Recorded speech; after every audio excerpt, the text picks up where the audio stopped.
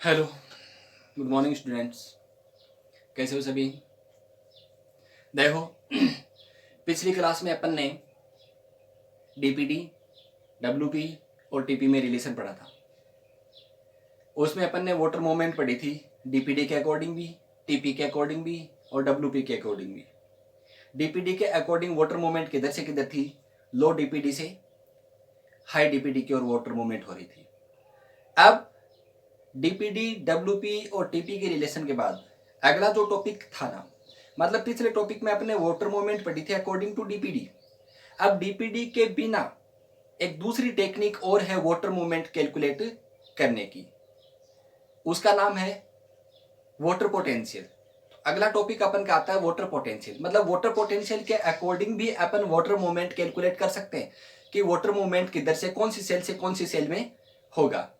ठीक है, तो अगला टॉपिक अपन का है वाटर पोटेंशियल। वाटर पोटेंशियल, देखो वाटर पोटेंशियल क्या है कि कोई भी सॉल्यूशन है या फिर वाटर है, उसमें वाटर मॉलिक्यूल के जो वाटर के मॉलिक्यूल्स हैं उनके मूवमेंट को शो करता है, उनकी काइनेटिक एनर्जी को शो करता है। सपोज करो आपके पास एक पॉट में प्योर वाटर है, आपके पास एक बर्तन है, उसमें प्योर वाटर है आपके पास, ये प्योर वाटर। ठीक, अब प्योर वाटर है तो प्योर वाटर के मॉलिक्यूल की काइनेटिक एनर्जी है वो क्या होगी? सबसे ज्यादा होगी। ठीक है, अब इसमें मैं क्या मिक्स कर दूं? NaCl यानी सोल्यूट मिक्स कर दिया तो क्या बन गया? ये सॉल्यूशन बन गया कि नहीं बन गया? सॉल्यूशन बन गया। अब सॉल्यूशन बनने से वाटर की कंसेंट्रेशन क्या हो गई? कम हो गई। इस कंडीशन में वाटर के मॉलिक्यूल की काइनेटिक एनर्जी है पहले की कंपैरिजन में क्या हो जाएगी? कम हो जाएगी। ठीक है, प्योर वाटर में वाटर के मॉलिक्यूल की काइनेटिक एनर्जी कितनी थी और अब वाटर के मॉलिक्यूल की काइनेटिक एनर्जी कितनी हो गई है? जो डिफरेंस क्रिएट होता है उस डिफरेंस को अपन क्या बोलते हैं? Water potential. ठीक, तो वाटर पोटेंशियल है, फॉर्मूला क्या हो गया? Water potential equal to kinetic energy of H2O in pure water minus kinetic energy of water in solution।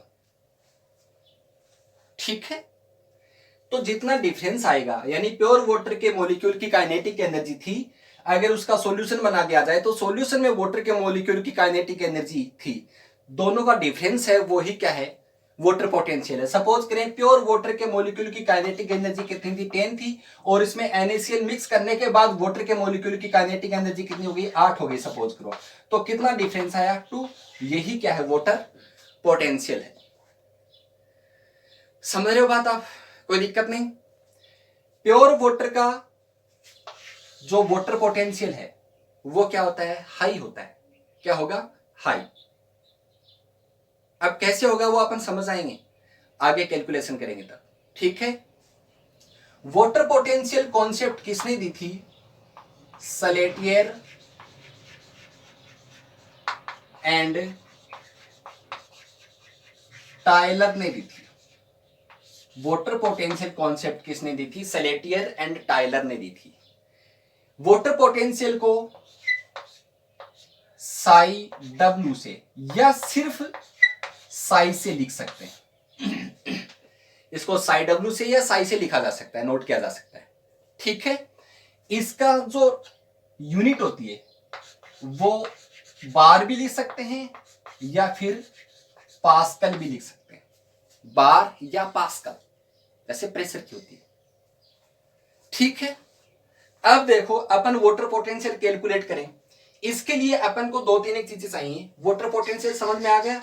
Water potential concept किसने दी? सेलेटियर एंड टायलर ने दी थी। वाटर पोटेंशियल को किससे डिनोट करते हैं? साई डब्ल्यू से या साई से।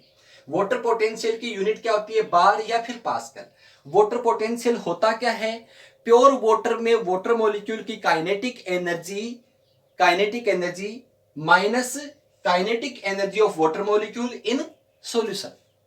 जितना डिफरेंस आएगा वही क्या होगा? वाटर पोटेंशियल होगा। मतलब साई डब्ल्यू बोल दूं मैं, साई डब्ल्यू। ठीक है, अब देखो दो तीन चीजें चाहिए इसके लिए अपन को।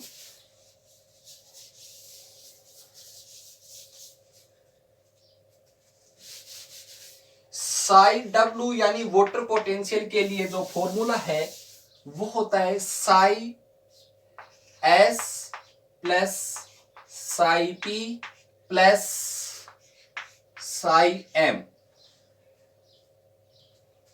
प्लस साई जी।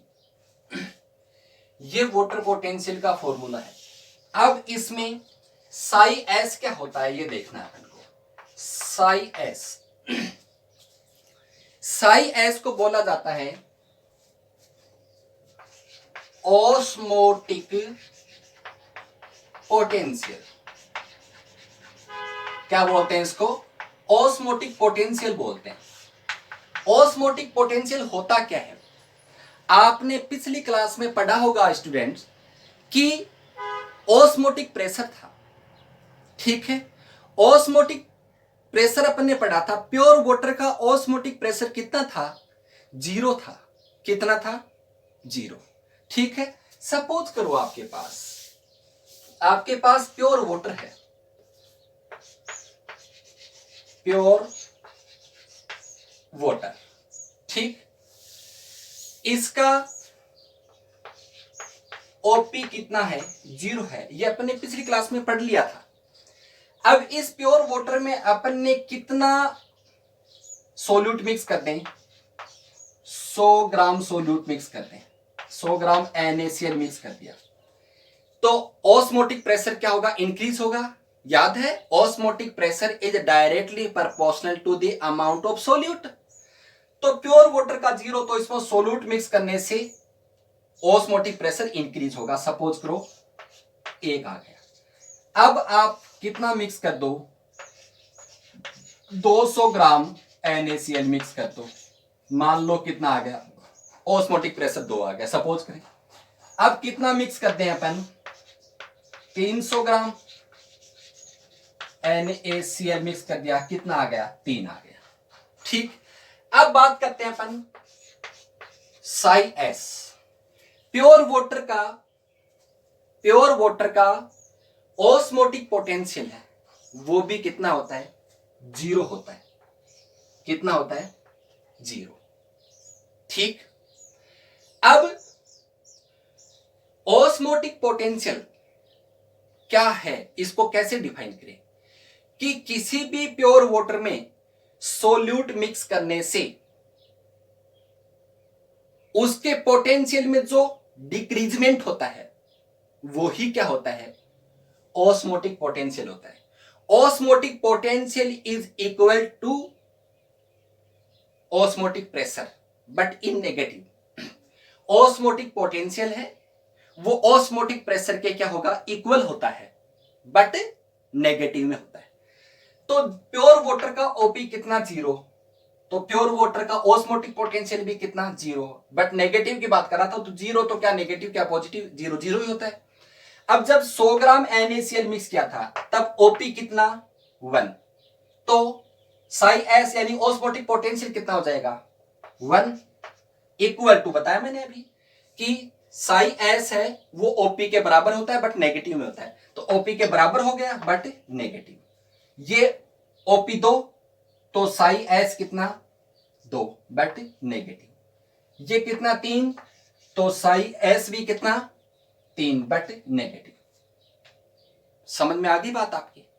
अब चलो मैं एक सेंटेंस बोलूं कि प्योर वाटर का प्योर वाटर का ऑस्मोटिक प्रेशर सबसे कम होता है।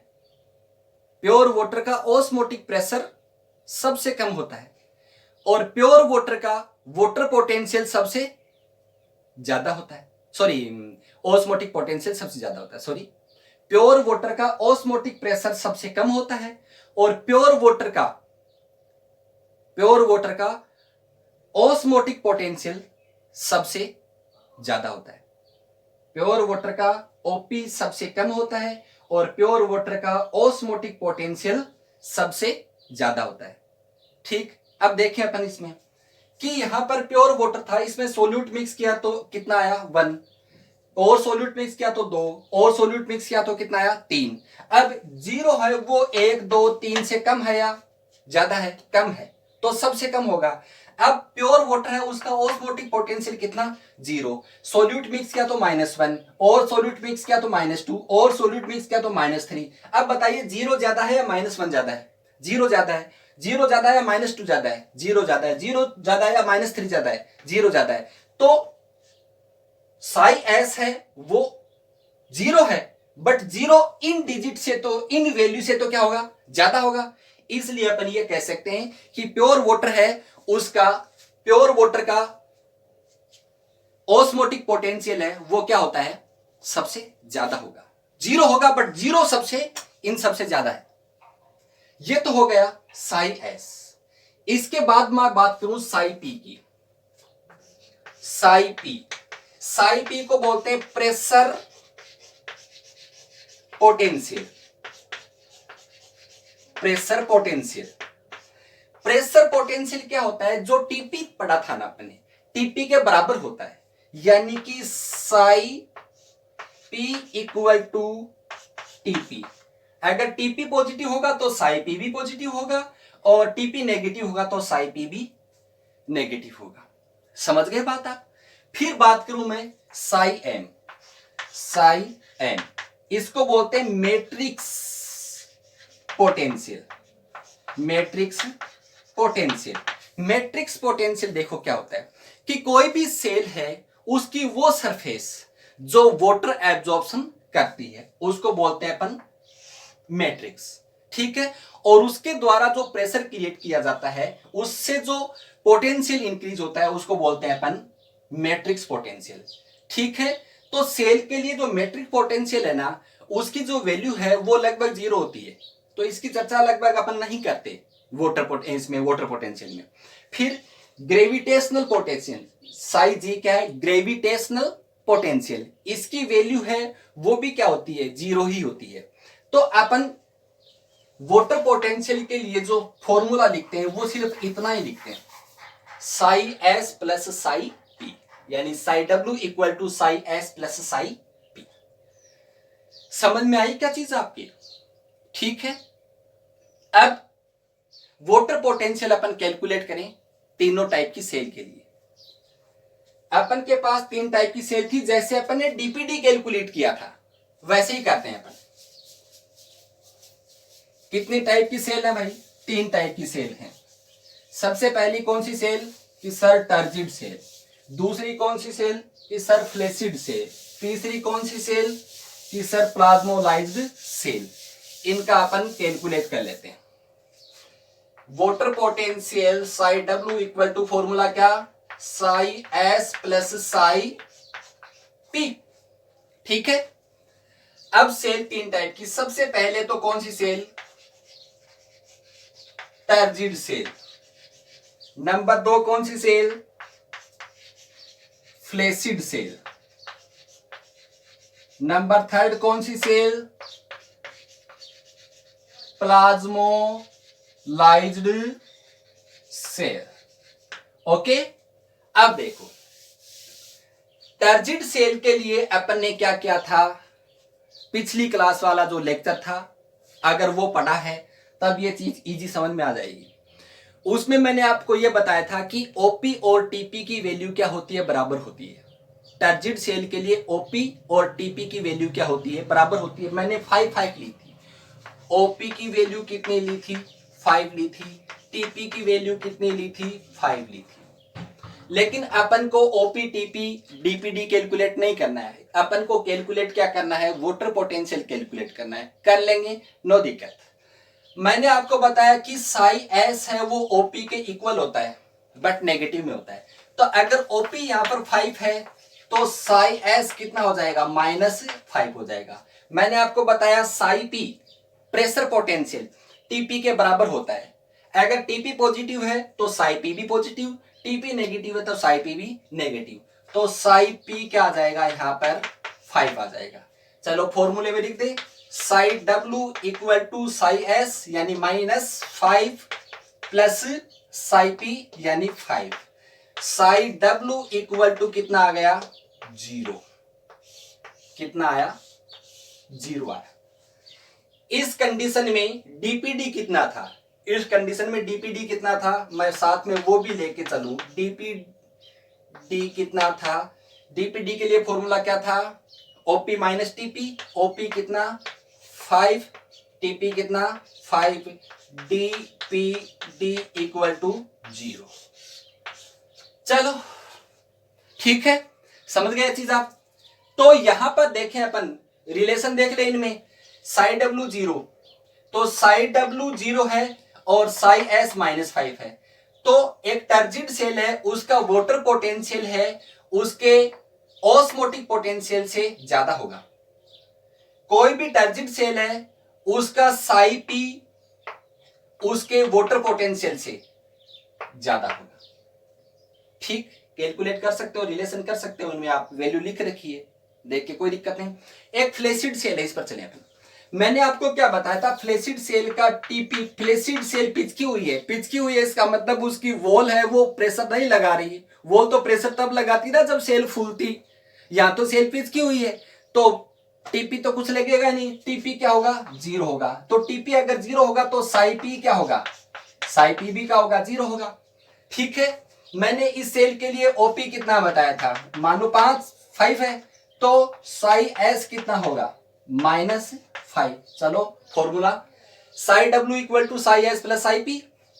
तो psi W equal to psi S की वैल्यू कितनी, -5 प्लस साई पी कितना, 0। तो साई डब्ल्यू इक्वल टू कितना आ गया, -5 आ गया। कितना आ गया, -5। ठीक है, अब इस कंडीशन में अपन डीपीडी कैलकुलेट करना चाहें, क्या करना चाहें, DPD equal to OP minus TP था, ओपी माइनस टीपी। ओपी कितना 5, ओपी 5 प्लस टीपी कितना 0। DPD equal to 5। कोई दिक्कत है? चलो प्लाज्मोलाइट सेल, मैंने प्लाज्मोलाइट सेल के लिए टीपी क्या बताया था, नेगेटिव बताया था।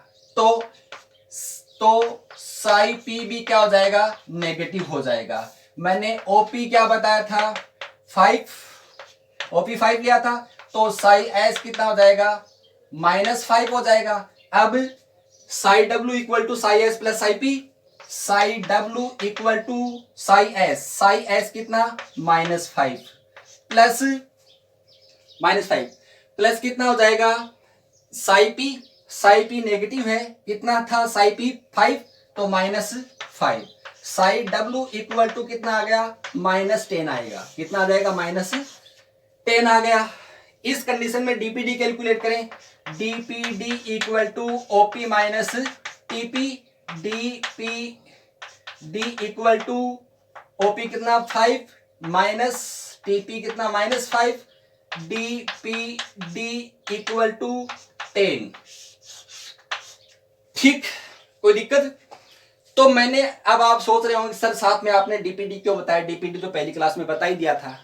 मैंने एक रीजन है इसलिए मैंने साथ में डीपीडी बताया है। यहां पर टर्जिड सेल का वाटर पोटेंशियल 0 और डीपीडी भी कितना 0। फ्लैसिड सेल का वाटर पोटेंशियल कितना -5, डीपीडी कितना 5।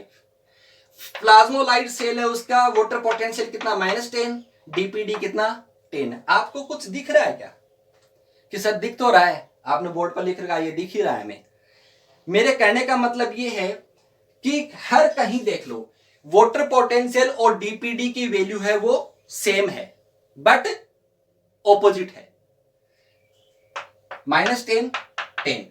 तो डीपीडी की वैल्यू है या वाटर पोटेंशियल की वैल्यू है वो डीपीडी की क्या होती है, इक्वल होती है, बट नेगेटिव होती है। समझ में आ गई बात? Water potential is equal to DPD but in negative. Water potential is equal to DPD but negative. समझ में आई? इसलिए मैंने बताया था दोनों में रिलेशन करने के लिए। ठीक, आपको बात समझ में आ गई? अब चलो मैं ये तीनों सेल ले लूं। क्या ले लूं? तीनों सेल। इसका साइड डब्ल्यू कितना था? 0 हो गया था। अब ये सेल हो गई, ये सेल हो गई और ये सेल हो गई। ये सेल कौन सी? Turgid cell. ये सेल कौन सी? Flaccid cell. ये सेल कौन सी? Plasmolyte cell. आपको पता है वाटर की अमाउंट सबसे ज्यादा किस में होती है? टर्जिड सेल में वाटर की अमाउंट सबसे ज्यादा होती है। फ्लैसिड सेल में वाटर की अमाउंट उससे कम, और प्लाज्मोलाइट सेल है उसमें वाटर की अमाउंट सबसे कम होती है कि नहीं होती? आपको पता है वाटर मूवमेंट किधर से किधर होगा? फ्लैसिड सेल है वो किस सेल से लेगी? टर्जिड सेल से। अब फ्लैसिड सेल और प्लाज्मोलाइट सेल है, दोनों में से वाटर किस में ज्यादा? कि सर प्लाज्मोलाइट सेल में तो वाटर बिल्कुल ही नहीं होता, फ्लैसिड सेल में तो फिर भी थोड़ा बहुत होता है, तो वाटर फ्लैसिड सेल से प्लाज्मोलाइट सेल में। अब टर्जिड सेल और प्लाज्मोलाइट सेल में से किस में वाटर ज्यादा? कि सर टर्जिड सेल में, तो टर्जिड सेल से प्लाज्मोलाइट सेल में वाटर आ जाएगा। आ गया? आपको नॉर्मली तो ऐसे वाटर मूवमेंट कैलकुलेट कर सकते हो। अब मैं वाटर मूवमेंट कैलकुलेट करके दिखाता हूं इससे। टर्जिड सेल का वाटर पोटेंशियल कितना? 0 था। फ्लैसिड सेल का कितना? -5। प्लाज्मोलाइट सेल का कितना? -10। टर्जिड सेल से फ्लैसिड सेल में वाटर आया, टर्जिड सेल का कितना? 0। फ्लैसिड सेल का कितना? -5। -5 ज्यादा होता है या 0 ज्यादा होता है? -5 ज्यादा होता है या 0 ज्यादा होता है? 0 ज्यादा होता है। तो 0 से -5 यानी कि water movement high water potential से लो वाटर पोटेंशियल की ओर। वाटर मूवमेंट वाटर पोटेंशियल के अकॉर्डिंग अपन पढ़े तो हाई वाटर पोटेंशियल से लो वाटर पोटेंशियल की ओर वाटर मूवमेंट होगी। चलो इन दोनों में और देख के कंफ्यूजन दूर कर लेते हैं। फ्लैसिड सेल से प्लाज्मोलाइट सेल में वाटर आया था, फ्लैसिड सेल का कितना? -5। प्लाज्मोलाइट सेल का कितना? -10। -5 ज्यादा या -10 ज्यादा? -5 ज्यादा होता है, तो ज्यादा से कम की ओर। डीपीडी में क्या था? लो डीपीडी से हाई डीपीडी। वाटर पोटेंशियल में क्या होता है? हाई वाटर पोटेंशियल से लो वाटर पोटेंशियल में वाटर मूवमेंट होगी। कॉन्सेप्ट क्लियर हो गई है? ठीक है, चल अब अपना जो ऑस्मोसिस का टॉपिक था वो कंप्लीट हो चुका है। ऑस्मोसिस से रिलेटेड जो प्रेशर थे वो कंप्लीट हो चुके हैं, उनमें रिलेशन भी कंप्लीट हो गया है। अब इस टॉपिक का फाइनल सब टॉपिक है इंपॉर्टेंस ऑफ ऑस्मोसिस। ऑस्मोसिस के इंपॉर्टेंस क्या है वो चीज पढ़नी है अपन को। सिंपल सी बात है, कोई ज्यादा हार्ड नहीं है, आपको याद रखनी है। Importance of osmosis.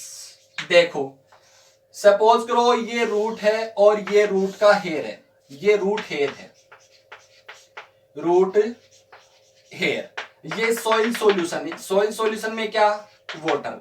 Soil solution से वाटर कहां जा रहा है? रूट हेयर में जा रहा है। तो ये जो प्रोसेस होती है वो किसके अकॉर्डिंग होती है भाई? ऑस्मोसिस के अकॉर्डिंग होती है। तो ऑस्मोसिस के कारण ही रूट हेयर है वो सॉइल सॉल्यूशन से वाटर को क्या करते हैं? एब्जॉर्ब करते हैं। पहला इंपॉर्टेंस, ठीक है। दूसरी चीज, यहां पर वाटर कहां आया है? रूट हेयर में आया है। जाइलम तो कहां है? यहां है। अब जाइलम से पहले रूट की क्या आएगी? एपिडर्मिस आएगी, ठीक है ना। कॉर्टेक्स आएगा, समझ में आ रही बात आपके? पेरिसाइकिल आएगा। इनकी सेल में भी तो वाटर रूट हेयर से डायरेक्ट जाइलम में थोड़ा ना जंप लगाएगा। को एपिडर्मिस है, कॉर्टेक्स है, एंडोडर्मिस है, हाइपोडर्मिस है, पेरिसाइकिल है, उन सेल से होता हुआ कहां जाएगा? जाइलम में जाएगा। तो एक सेल से दूसरी सेल में वाटर की जो मूवमेंट होती है वो भी किसके अकॉर्डिंग होती है? ऑस्मोसिस के अकॉर्डिंग होती है, ठीक। दो इंपॉर्टेंस। तीसरी बात, अगर ऑस्मोटिक प्रेशर नहीं होता, अगर ऑस्मोटिक प्रेशर नहीं होता तो क्या सेल वाटर एब्जॉर्ब करती? नहीं करती। सेल वाटर एब्जॉर्ब नहीं करती तो क्या सेल टर्जिड होती? नहीं होती। ठीक है, अगर सेल टर्जिड नहीं होती तो सेल की शेप क्या बनी रहती? नहीं बनी रहती सर, सेल तो फ्लैसिड हो जाती। तो ऑस्मोसिस है वो सेल की शेप को बनाए रखने में क्या करता है? हेल्प करता है। ठीक है, सपोज करो कोई भी प्लांट है, उसका टिप पार्ट है, चाहे रूट टिप है और चाहे वो स्टेम टिप है, ब्रांच का टिप है, कोई भी टिप पार्ट है, टिप पार्ट की सेल है वो बढ़ेंगी, तभी तो उस पार्ट में क्या होगी? ग्रोथ होगी। और वो बढ़ेंगी कैसे? उसमें टर्जिडिटी होगी, टर्जिड होगी सेल, तभी तो उसकी शेप है वो क्या होगी? बढ़ेगी। बढ़ेगी तभी तो उसमें क्या होगा? सेल डिवीजन होगा। तो मेरे कहने का मतलब यह है कि ऑस्मोसिस है वो प्लांट का जो न्यू पार्ट होते हैं उनमें ग्रोथ के लिए भी रेस्पॉन्सिबल होता है। ठीक है, अगली बात, ऑस्मोसिस के कारण आपको पता है स्टोमेटा होते हैं। स्टोमेटा के दोनों ओर दो सेल होती हैं जिनको अपन बोलते हैं गार्ड सेल। क्या बोलते हैं? Guard cell. गार्ड सेल जब फूल जाती है ना, तब तो स्टोमेटा का जो पोर होता है वो ओपन हो जाता है, और गार्ड सेल जब पिचक जाती हैं तो स्टोमेटा का पोर है वो क्या हो जाता है? बंद हो जाता है। तो जो गार्ड सेल है वो फूलती और पिचकती किसके कारण है? जब गार्ड सेल में वाटर आ जाएगा तो गार्ड सेल क्या हो जाएंगी? फूल जाएंगी, स्टोमेटा ओपन हो जाएगा। और गार्ड सेल है उससे अगर वाटर है वो बाहर निकल जाएगा तो गार्ड सेल क्या हो जाएंगी? पिचक जाएंगी, और स्टोमेटा क्या हो जाएगा? क्लोज हो जाएगा। तो स्टोमेटा का ओपन होना और क्लोज होना ही किस पर डिपेंड करता है? ऑस्मोसिस पर डिपेंड करता है। ओके, चलो अपन क्या करते हैं, फ्रूट है, फ्रूट को फ्रीज में रख देते हैं। ठीक है, और फ्रीज में रखने के बाद आपने देखा क्या फ्रूट में कभी बर्फ नहीं जमती? किसके कारण नहीं जमती? ऑस्मोसिस के कारण नहीं जमती। मोस्टली जब फ्रूट है तो अपन रखते हैं फ्रूट को, तो फ्रूट जल्दी से क्या ड्राई हो जाता है? जल्दी से ड्राई नहीं होता वो। ठीक है, किसके कारण? ऑस्मोसिस के कारण। तो ऑस्मोसिस के कारण जो फ्रूट है वो फ्रीजिंग का और ड्राईनेस का प्रतिरोध करते हैं, रेजिस्टेंस करते हैं। ऑस्मोसिस के कारण फ्रूट फ्रीजिंग का और ड्राईनेस का रेजिस्टेंस करते हैं। ठीक है, चल सीड है, अपन ने सीड को कहां डाल दिया? मिट्टी में डाल दिया। सीड है उसके चारों ओर क्या होता है? सीड कोट होता है। क्या होता है? सीड कोट होता है। होता है कि नहीं होता? सीड कोट थोड़ी देर के बाद क्या हो जाएगा? फट जाएगा, एक दिन दो दिन के बाद। क्यों?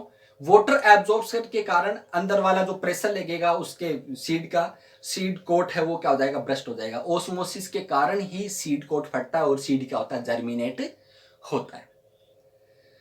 क्लियर? तो ये इंपॉर्टेंस ऑफ ऑस्मोसिस हो गया।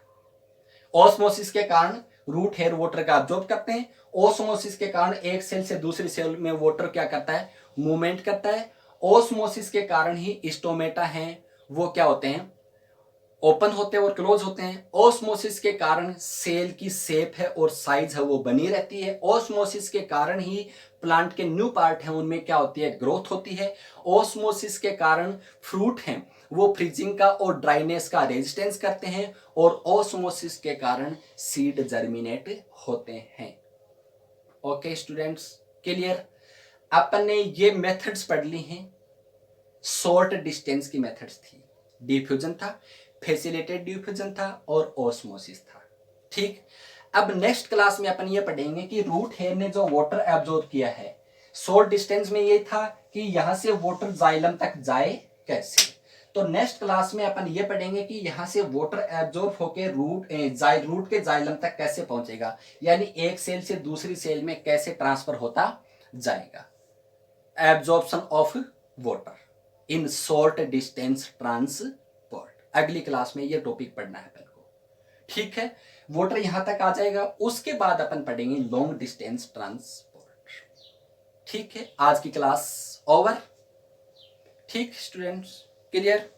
अगर कोई टॉपिक समझ में नहीं आ रहा है, कोई चीज समझ में नहीं आ रही है, तो आप कमेंट जरूर कीजिएगा।